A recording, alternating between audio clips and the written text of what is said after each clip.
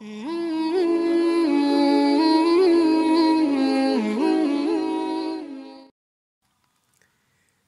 pa man dumating ang mga Kastila sa Pilipinas, nauna nang nanirahan sa Mindanao, Kapuluan ng Sulu at mga katabing isla ang Bangsamoro. Ang kanilang mga susunod na henerasyon ay may karapatang tawaging Bangsamoro. Ang karapatang ito ay kinikilala ng Bangsamoro Organic Law.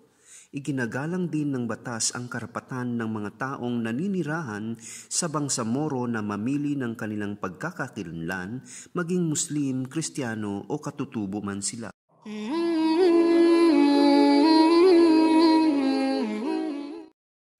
Ito ang mga lugar na nakatakdang bumoto upang mapaloob sa Bangsamoro Autonomous Region in Muslim Mindanao. 5 lalawigan at 2 lungsod ng kasalukuyang Autonomous Region in Muslim Mindanao tulad ng Basilan, Lanao del Sur, Maguindanao, Sulu, Tawi-Tawi, Marawi City at Lamitan City. Ang 2 lungsod tulad ng lungsod ng Cotabato at lungsod ng Isabela sa Basilan. Ang 6 na munisipalidad sa Lanao del Norte tulad ng Baloy, Munay, Nunungan, Pantar, Tagaloan, Tangkal at ang 39 na barangay sa mga munisipalidad ng Aliosan, Carmen, Cabacan, Midsayap, Pigkawayan at Pikit sa North Cotabato.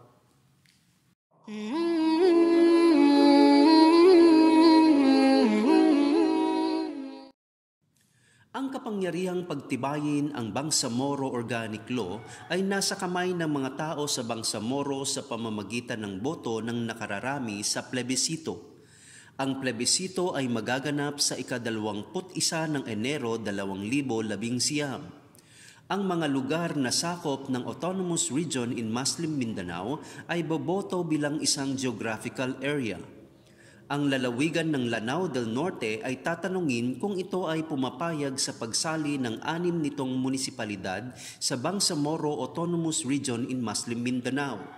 Ang lalawigan ng Basilan ay tatanungin din kung pumapayag itong mapasali ang lungsod ng Isabela sa Bangsamoro Autonomous Region in Muslim Mindanao. Ang mga munisipalidad ng 39 na barangay sa North Cotabato ay tatanungin din kung ang mga ito ay pumapayag sa pagsali ng kanilang mga barangay sa Bangsamoro Autonomous Region in Muslim Mindanao.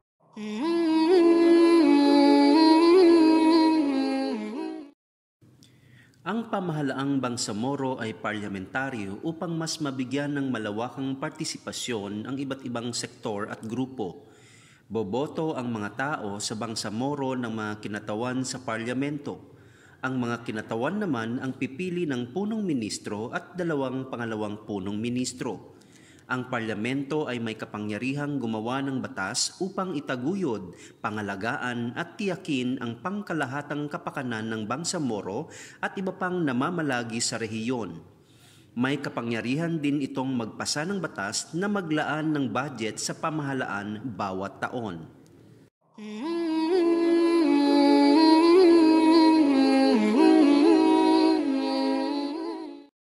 Malaya ang pamahalaang Bangsamoro na maglaan ng budget ayon sa pangangailangan nito. May kapangyarihan ang pamahalaang Bangsamoro na makalikha ng pagkukunan ng pondo nito mula sa karagdagang buwis at iba pa ayon sa batas. Ang paggamit ng pananalapi sa Bangsamoro ay nararapat na may kaakibat na batas na ipapasa ng parlamento.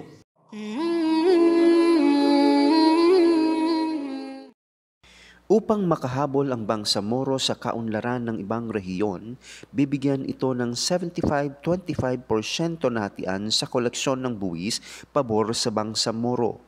Ito ay upang matugunan ang ilang dekada ng kahirapan dahil sa digmaan at sa mababang pamumuhunan ng pamahalaan at pribadong sektor.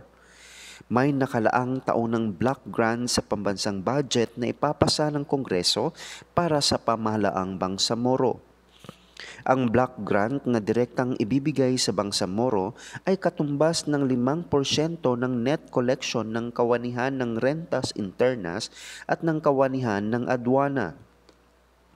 Ang block grant at iba pang subsidiya mula sa pambansang pamahalaan na binigay ng buo o lump sum ay nararapat na may kaakibat na batas na ipapasa ng parlamento sa paggagamitan nito.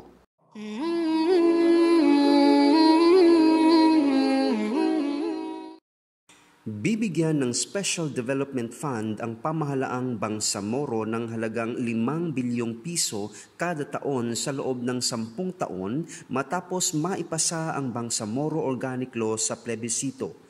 Ang SDF ay gagamitin para sa rehabilitasyon at pagpapaunlad ng mga lugar na nasalanta ng kaguluhan.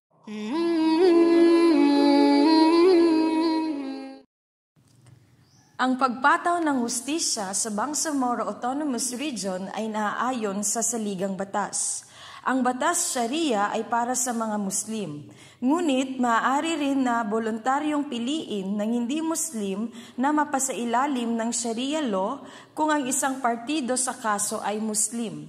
Ang Sharia Court ay nasa ilalim pa rin ng superbisyon ng Korte Suprema ng Pilipinas. Ang batas ng katutubo, traditional or the tribal laws ay iginagalang. Ang alternative dispute resolution na pamamaraan ng pagresolba ng kaso ay kinikilala at pinalalawig.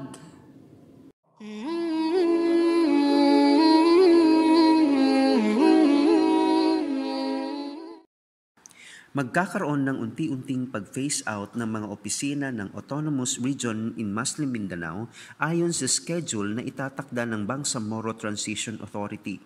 Ang mga empleyado ng Autonomous Region in Muslim Mindanao sa sektor ng kalusugan, edukasyon at serbisyong panlipunan ay mapapabilang at malilipat sa Bangsamoro Government. Ang mga malilipat na empleyado ng Autonomous Region in Muslim Mindanao at mga bagong empleyado ng Bangsamoro Autonomous Region in Muslim Mindanao ay isa sa ilalim sa kwalifikasyon ng Civil Service Commission at Bangsamoro Transition Authority. Ang mga empleyado ng Autonomous Region in Muslim Mindanao na hindi makakasama sa Bangsamoro Autonomous Region in Muslim Mindanao ay mabibigyan ng angkop na separation o retirement incentives. Ang mga humiwalay o retiradong empleyado ay hindi maaaring pumasok muli sa government service sa loob ng 5 taon. Ang retirado o humiwalay na kawani na matatanggap muli sa serbisyo at tumanggap ng separation o retirement incentives ay magbabalik ng prorated na halaga ng kanilang tinanggap.